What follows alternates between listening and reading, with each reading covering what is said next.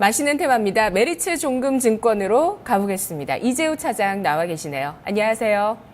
네, 안녕하십니까, 저입니다. 예, 자, 오늘 우리 증시 상승세를 띠고 있습니다. 어제 중국, 또 간밤에 미국, 유럽 다 하락했는데 그래도 좀 우리 부진하다. 샌드위치처럼 껴가지고 우리는 그동안 좀 부진했다 싶은 생각 드는데 그래도 그 서름을 오늘 조금 떨치는 상승세가 나옵니다. 오늘 어떤 이야기에 좀 주목해 볼까요? 오늘은 이제 제약주 중에서 뭐 일동제약이라는 종목 다시 한번 뭐 가지고 나왔어요. 네. 얘기 네. 계속 할까요? 네, 요즘 뭐 이재호 차장님 항상 그 반복해서 또 종목들을 가지고 와주시거든요. 그만큼 계속 볼만한 주식이라는 말씀이신 거죠? 네, 그렇습니다. 뭐 일단 그 동종목 같은 경우는 지난 4월 10일 날 한번 그 말씀을 드렸는데 그러고서 주가가 이제 뭐 많이 올라왔죠. 그때 이제 17,000원, 18,000원 정도에서 뭐 거래되다가 지금 26,000원대까지 올라왔기 때문에 이런 부분들은 좀 부담일 수도 있겠습니다만, 뭐 그러나 어쨌든 그 최근에 제약바이오 상승세는 뭐 지속적으로 이어지고 있고요. 또 이쪽 섹터의 흐름이 결국 뭐 지금까지도 그렇지만은 앞으로도 뭐 시장에 대세적인 주도적인 역할을 할 가능성이 높겠다. 뭐 그렇게 판단해서 종목별로 지속적으로 좋은 종목을 찾는데 지속해야 되겠는데 그 일단 동종목이 생산한 뭐 품목을 본다라고 하면은 약간 뭐 동떨어져 보이긴 합니다만은 예뻐진다거나 멋있어지기를 원하는 소비자의 수요가 증가를 하고 있죠. 근데 이제 대표적으로 아로나민골드가 그 비타민 B 제품이기 때문에 비타민 B라는 것은 뭐 피부라든가 뭐 눈의 어떤 뭐 건강이라든가 이런 쪽에도 효과가 있는 쪽 제품이어서 충분히 연결될 수 있는 그런 부분들이 아닌가 그렇게 보고 있습니다. 항상 이재우 차장님 발단이 이렇게 시작하는 경우가 꽤 있는 것 같아요. 사람들이 좀 미에 대한 관심을 가진다는 부분. 근데 이 미가 또 건강과 직결된다는 걸 요즘은 정말 많이 인식을 하는 것 같습니다.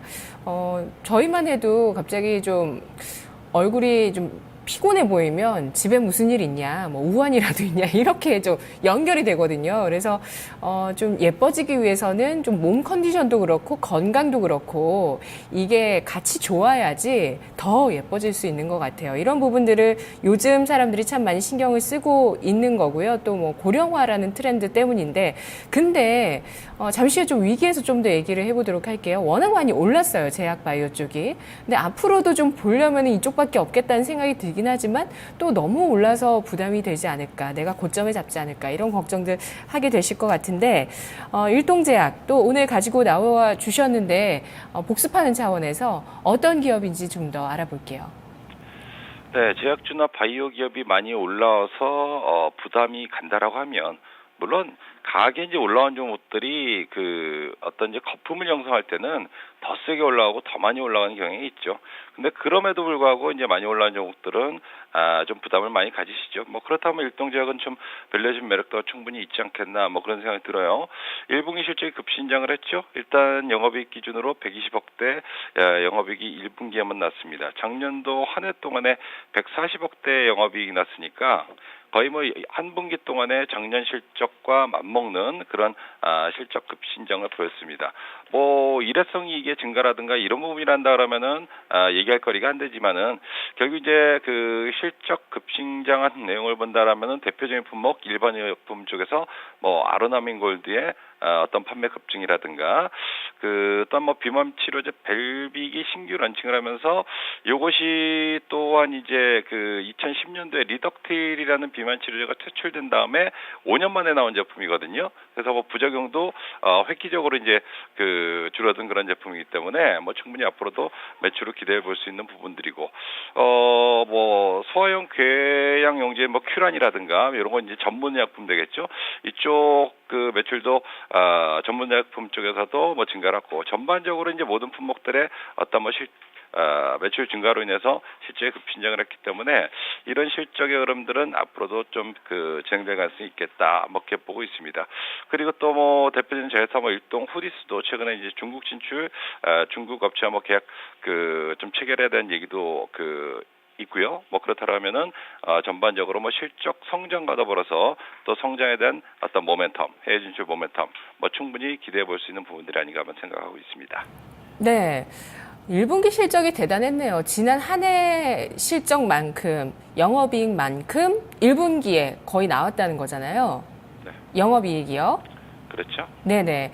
이런 부분들이 일회성이 아니라 아로나민 골드 매출이 급증하고 비만 치료제 벨빅이나 이런 뭐 해외 진출 일동후디스도 뭐 매출에 기여를 했나요? 이런 제품들 효과 때문이라고요? 일동오디스 같은 경우는 좀 뭐 적자 기업이었죠. 그러나 뭐 1분기 때는 조금 이제 좀 이제 뭐 적자폭을 대폭 축소했네 뭐 그런 쪽으로 가고 있는 것 같습니다. 어쨌든 일동오디스도 차후에 이제 뭐 해외 시장 개척을 하게 된다라고 하면은 뭐 이것도 뭐 일조를 할 가능성이 있지 않겠나 싶은데 뭐 실적 부분으로만 단순하게 놓고 본다라면 규모 자체는 그렇게 크지 않기 때문에 그 부분이 뭐 일동제약의 실적에 크게 영향을 미친다거나 뭐 이런 쪽 같지는 않고요. 전반적으로 기존의 품목들 어떤 매출 신장 이런 부분들이 실적 상승을 이끌 것으로 그렇게 보고 있습니다. 네, 아로나민 골드가 왜 많이 팔렸을까요? 그런 생각하게 아로나민 되는데. 골드가 네. 일단은 우리가 생각해 볼 수 있는 부분들은 아로나민 골드는 비타민 B거든요. 그러니까 우리가 비타민 C 레모나라든가 이런 거는 많이 섭취를 하고 제품도 많이 좀 사서 이제 먹기도 하고 하는데 이 B 제품 같은 경우는 최근 들어서 좀 관심이 좀 증가를 하는 것 같아요. 근데 이제 비타민 B 같은 경우는 피부 미용이라든가 눈의 피로라든가 뭐 이런 쪽에 또 좀 뭐 기력이 딸리신 분들, 특히나 나이 많이 드신 분들, 이런 분들 같은 경우 실제로 이제 비타민 B 보충이 필요한데, 요게 이제 음식물로 섭취가 좀 힘들어요. 왜냐면 음식물에 들어가 있는 비타민 B 함량이 굉장히 많은 식품이 없기 때문에, 예를 들어 뭐 계란 같은 경우는 한 판 정도를 먹어야 하루 권장량 정도로 간신히 채우는 정도, 이 정도이기 때문에 아무래도 이 아로나밀 골드 같은 이런 영양제가 섭취가 좀 필수적으로 이제 그렇게 보여집니다. 뭐 그런 인식의 증가로 인해서 많이 판매를 한 것 같고요. 또 하나는 또 중국 요커들이 좀 이제 아로나민 골드도 좀 소비를 하고 있는 걸로 보여지고요. 뭐 그로 인해서 매출 증가도 이어진 것으로 그렇게 판단을 하고 있습니다. 네. 아로마민 골드가 피로 회복 관점의 비타민제로 좀 광고를 하고 있습니다. 저는 피곤하면 입병이 잘 나거든요. 구내염이라고 하죠. 입안이 허는 거. 그때 비타민 B를 먹으면 빨리 낫거든요.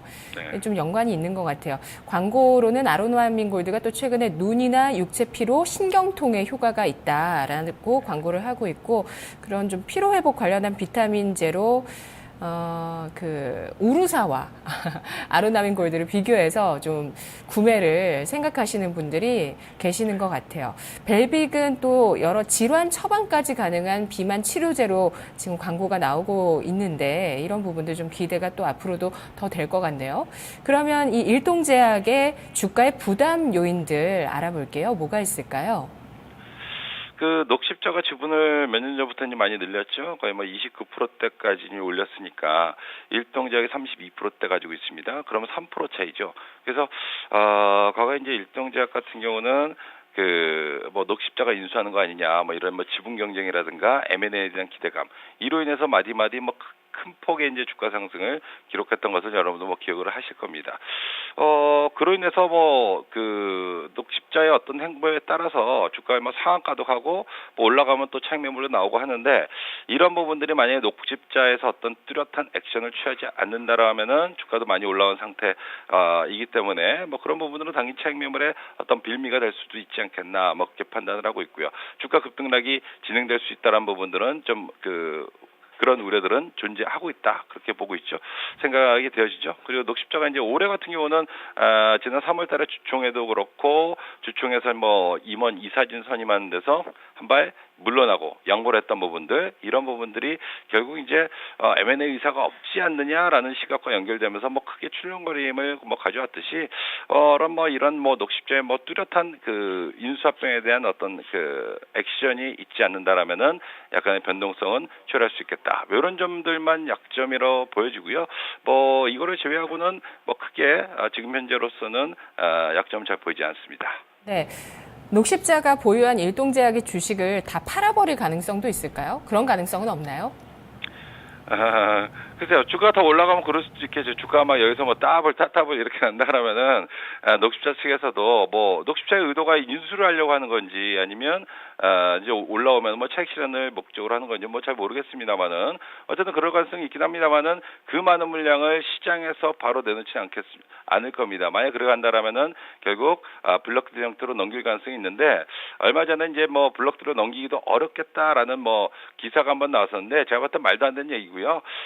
실제로 뭐 작년에도 일동제약 측에서 어떤 뭐 자문사 쪽 하나 선정을 해서 뭐 물량을 넘겨라라고 했는데 녹십자 측에서는 아니다, 팔지 않겠다라는 뜻과 의사를 분명히 했기 때문에 그런 부분들은 크게 우려할 만한 그런 사항은 아니라 그렇게 보고 있습니다. 네. 적대적 M&A는 좀 지금 일동제약 주가가 너무 올라서 어려운데 그 가능성은 또 열려 있다고 봐야 될까요? 그거를 이제 단정 짓기는 어렵죠. 제가 이제 네. 뭐 녹십자 관계자도 아니고 단정 짓기는 어려운데, 제가 봤을 때는 일단 녹십자 같은 경우가 최근에 이제 한미약품에도 밀리고 여러 가지 이제 좀 뭐 치고 올라가오는 제약 업체들한테 밀리는 그런 상황을 한다 그러면, 녹십자 같은 경우는 일반 의약품이라든가 이쪽이 좀 부족하거든요. 만약 둘이 합친다 그러면은 충분히 시너지 효과는 뭐 크게 발생을 할 수 있을 것으로 보고 있고, 합치게 된다라면은 뭐 1위 업체까지 다시 올라갈 수 있는 그런 계기가 되기 때문에 그런 가능성은 충분히 있다라고 생각을 합니다만, 이것을 뭐 방송에서 단정지어서 그럴 것이다 아닐 것이다라고 말씀드리기는 어려운 부분일 것 같습니다. 네네. 녹십자가 일동제약의 지분 29.3% 크게 가지고 있는데요. 이게 적대적 M&A로 가느냐, 그러면 주가는 좋긴 합니다. 뭐 단기간에 좋긴 하지만 적대적 M&A로 가느냐 아니면 지분을 매도하느냐, 주가가 많이 올랐기 때문에 일부 매도하거나 좀 많이 팔아버리거나 하느냐라는 부분이 좀 부담이긴 하지만 이게 지금은 조금 이제 일단락이 됐다라고 봐도 되겠다라는 관점이신 것 같아요. 일동제약. 네. 요 지분 경쟁 같은 게 일단락된 것이 아니고 계속 네. 진행형인 겁니다. 그러니까 뭐 보여주고 그러니까 잠재되어 가지고 있는 있고. 변수다 이렇게 봐야 되는 건가요? 그렇죠. 그것이 네. 만약에 실제로 이제 지분 경쟁이라든가 이런 기대감만 형성된다라면 이것은 추가 탄력을 가져갈 수 있는 그런 모멘텀이고, 또 하나가 이제 미국의 투자회사 이제 피델리티라는 자문사 있어요. 여기서 지분을 뭐 거의 10% 정도를 가지고 있기 때문에 얘네들의 어떤 행보에 따라서 지분을 어느 쪽에다 뭐 넘기느냐, 그 부분에 따라서 언제든지 이제 변동이 될 수 있기 때문에, 사실 피델리티가 가지고 있는 지분들 때문에 뭐 마디마디 기대감을 좀 크게 가지고 있는 것 같습니다. 네. 특색이 있네요. 일동제약. 이렇게 지분 구조나 사업 구조, 생산 제품을 봤을 때 독특한 특색이 있는 제약주입니다. 앞으로 주가 더 올라갈 수 있겠다고 보시나요? 어떤 것들이 주가를 견인할까요?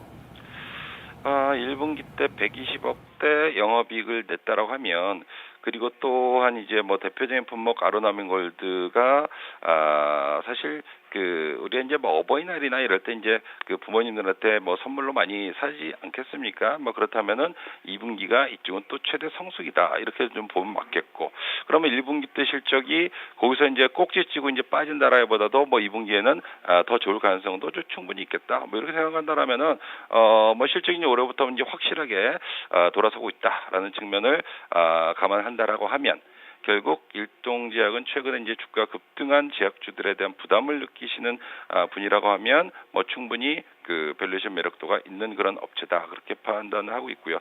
실적과 성장성을 두루 갖추고 있는, 그리고 제약주 내에서는 성장성도 가지고 있고, 여기 이제 모멘텀도 뭐 분명히 보유하고 있고, 또 자회사 뭐 일동 후디스라든가 혹은 일동 생활건강, 이런 뭐 자회사라든가 뭐 일동제약에서 생산하고 있는 업체 품목이라든가 이런 부분을 보면 최근에 시류와 딱 맞아떨어지는 부분들이 많이 생각이 되어지는 부분들입니다. 그리고 이제 얼마 전에 이제 코스피 200 편입이 되었기 때문에 기관의 매수세가 뭐 꾸준하게 유입될 가능성이 있기 때문에 주가의 변동성 자체도 또한 특별한 일이 없다라고 하면은 좀 줄어들 가능성이 높지 않겠나, 이렇게 보여져서 메리트가 있다라고 판단되고요. 뭐 중기적으로 충분히 상승 추세가 진행 중인 뭐 그런 기업이기 때문에 충분히 추가 상승 한번 기대를 해볼 만한 뭐 그런 종목이라 그렇게 판단이 되어지고요. 그래서 제가 이제 이 프로그램 아니고 데스매치라는 프로그램에서도 약간 뭐 한 달 이상 계속적으로 보유하고 있는 이유이기도 하겠습니다.